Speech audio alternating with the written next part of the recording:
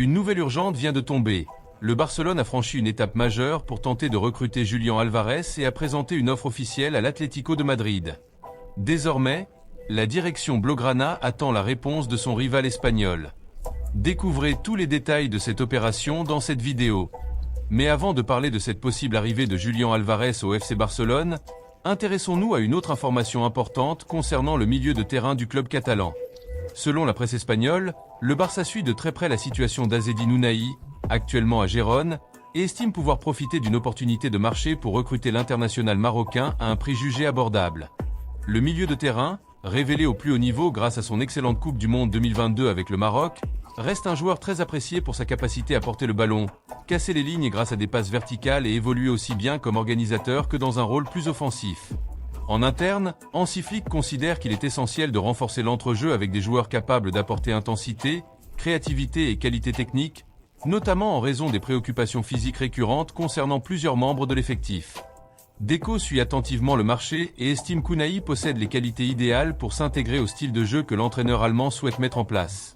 De plus, le fait que le joueur connaisse déjà le football espagnol pourrait faciliter une adaptation rapide au Camp Nou, rendant cette opération encore plus intéressante dans le cadre des contraintes imposées par le fair-play financier de la Liga. Malgré cet intérêt, le FC Barcelone reste prudent avant de passer à l'action. Joan Laporta et Deco savent que tout investissement dépendra de la marge salariale disponible et de la nécessité d'équilibrer les finances du club avant de conclure de nouvelles recrues. En coulisses, la direction continue d'étudier différents scénarios afin de renforcer l'effectif sans compromettre la stabilité financière. Hansi Flick estime que la saison prochaine exigera un groupe plus profond et plus compétitif, capable de lutter pour la Liga, la Ligue des Champions, la Coupe du Roi et la Supercoupe d'Espagne. C'est pourquoi, en plus de rechercher un nouvel avant-centre, le club considère également comme prioritaire le renforcement du milieu de terrain avec des joueurs polyvalents et techniquement solides.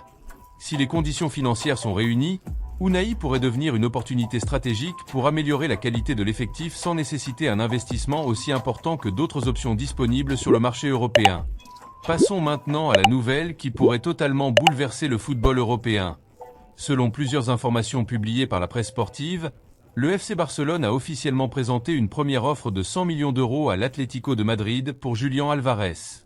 L'attaquant argentin demeure la priorité absolue de la direction blaugrana pour prendre les commandes de l'attaque et devenir la pièce maîtresse du nouveau projet sportif de Hansi Flick. Cette offre, formulée sans inclure de joueurs dans la transaction, démontre clairement à quel point le recrutement du champion du monde est une priorité pour le club catalan. Toutefois, l'Atlético de Madrid conserve une position extrêmement ferme et n'a donné aucun signe laissant penser qu'il serait prêt à négocier le départ de son numéro 9.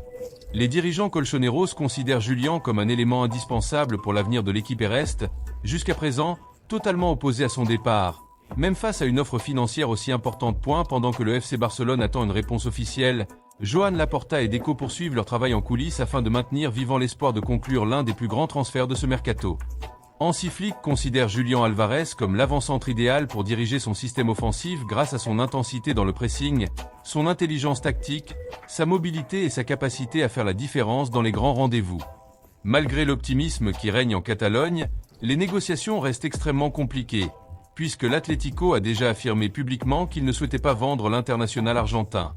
Néanmoins, le Barça estime que son projet sportif et sa volonté de s'attacher les services de l'un des meilleurs attaquants du football mondial justifient cette insistance. Les prochains jours s'annoncent décisifs pour savoir si le club catalan parviendra à convaincre son rival madrilène ou s'il devra finalement se tourner vers d'autres pistes pour renforcer son secteur offensif. Et vous, que pensez-vous de ces informations ? Croyez-vous qu'Azzedine Ounahi serait un bon renfort pour le milieu de terrain du FC Barcelone ? Pensez-vous également que Julián Álvarez vaut un investissement de 100 millions d'euros et qu'il serait l'avant-centre idéal pour mener l'attaque blaugrana ?